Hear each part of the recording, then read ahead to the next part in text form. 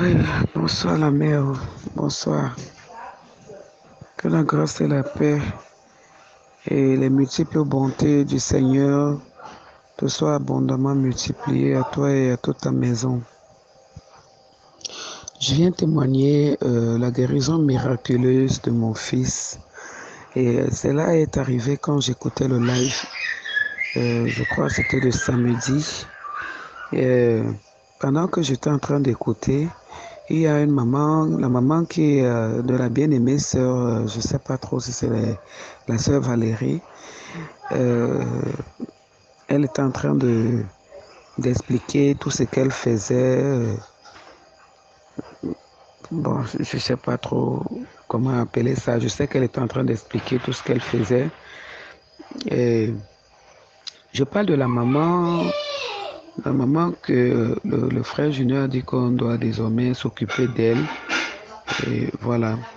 Pendant que j'étais en train de l'écouter, elle, la maman là, je ne sais pas trop ce qu'elle a dit là-bas. Et puis le frère Junior a dit, elle parlait des visions. Et puis le frère Junior lui a répondu que personne ne peut, si c'est bloqué ou empêcher ce que Dieu a fait, ou ce que Dieu a fait, quelque chose comme ça. Bon, je ne connais pas très bien les paroles, mais lorsqu'il a dit cela, je me suis souvenu qu'un jour, quand je fréquentais encore les marabouts, je suis arrivé sur un marabout, celui-là était un musulman. En fait, il était le marabout de la famille. Donc, c'était déjà familiarisé jusqu'à ce que quand il y avait un problème, c'est lui qu'on partait voir. Un jour, j'arrive donc là-bas, il me dit, je viens avec un problème, il laisse le problème que je suis venu avec, il commence plutôt à me parler de la voyance.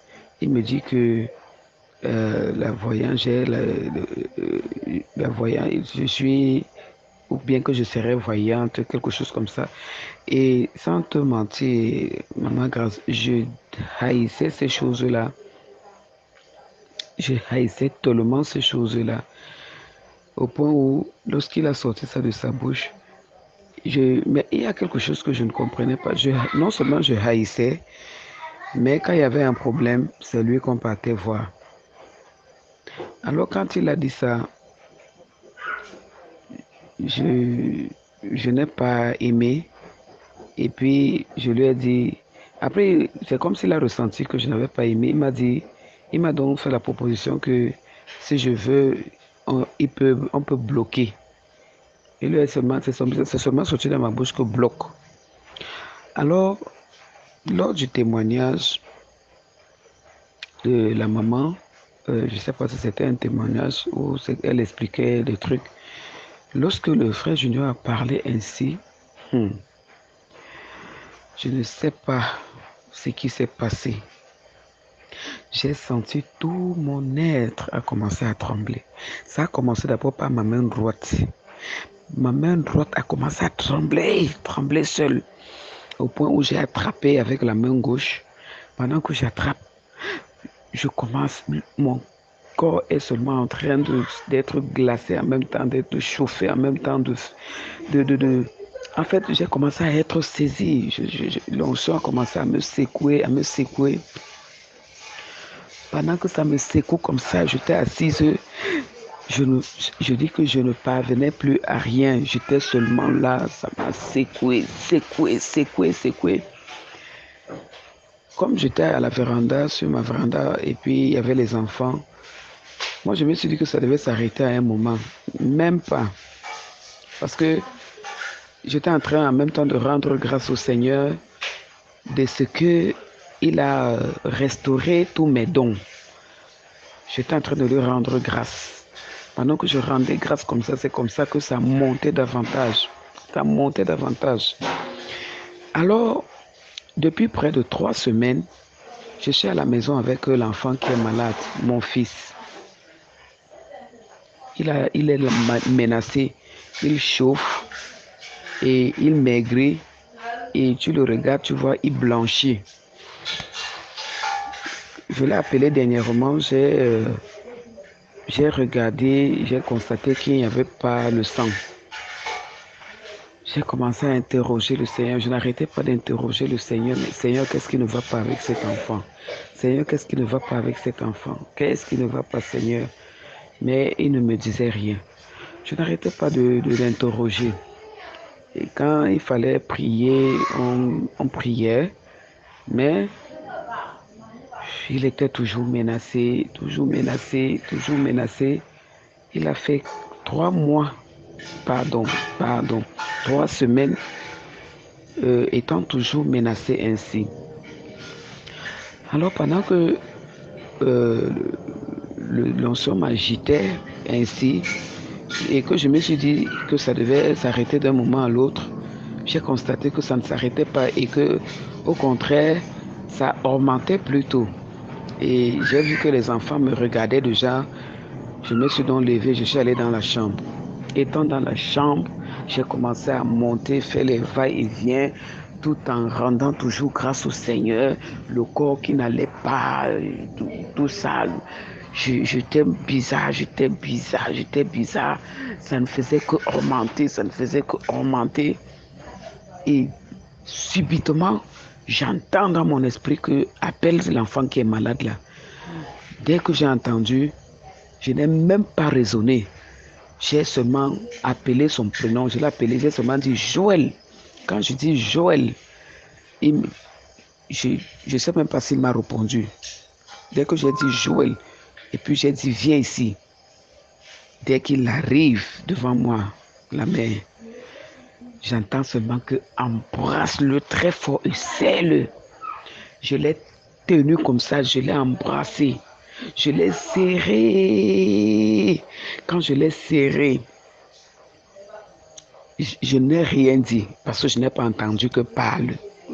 J'ai seulement entendu que appelle-le et embrasse-le, serre-le très fort.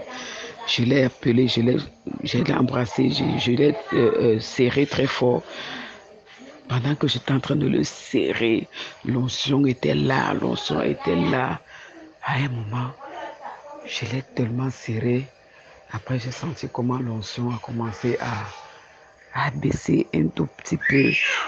J'ai entendu que maintenant tu peux le laisser. Je l'ai laissé.